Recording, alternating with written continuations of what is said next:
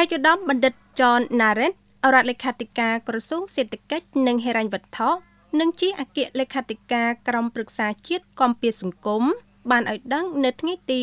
28ខែមករាឆ្នាំ2026នេះថាគិតត្រឹមដើមឆ្នាំ2026នេះកម្មវិធីផ្ដល់អាហារតាមសាលារៀនដោយប្រើប្រាស់កសិផលក្នុងសហគមន៍បាននឹងកំពុងអនុវត្តតាមសាលារៀនគោលដៅចំនួន1114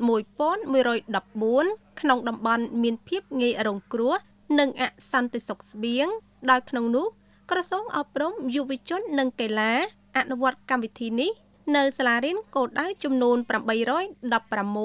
ដោយប្រើប្រាស់ថវិកាជាតិនិងសាលារៀនគោលដៅចំនួន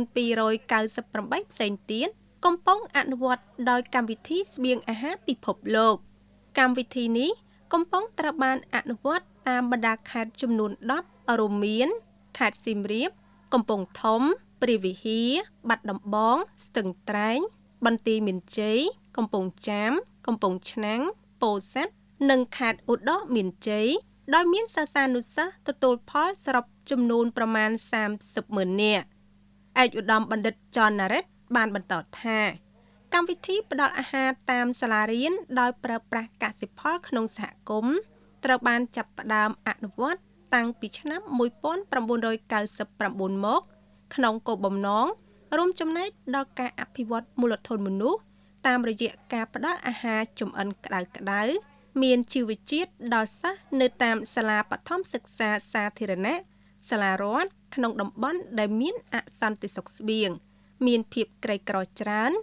និងមានភាពងាយរងគ្រោះខ្ពស់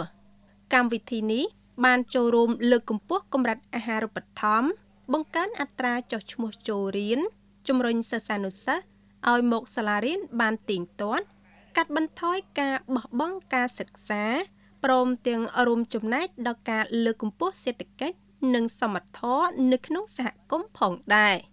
ស្របតាមយុទ្ធសាស្ត្ររួមនៃការផ្ទេរទទួលឆ្ពោះទៅកាន់កម្មវិធីជាតិផ្ដល់អាហារតាមសាលារៀនដោយប្រើប្រាស់កសិផលក្នុងសហគមន៍ការទទួលយកសាលាដែលអនុវត្តកម្មវិធីនេះពីដៃគូអភិវឌ្ឍមានកំណើនជារៀងរាល់ឆ្នាំ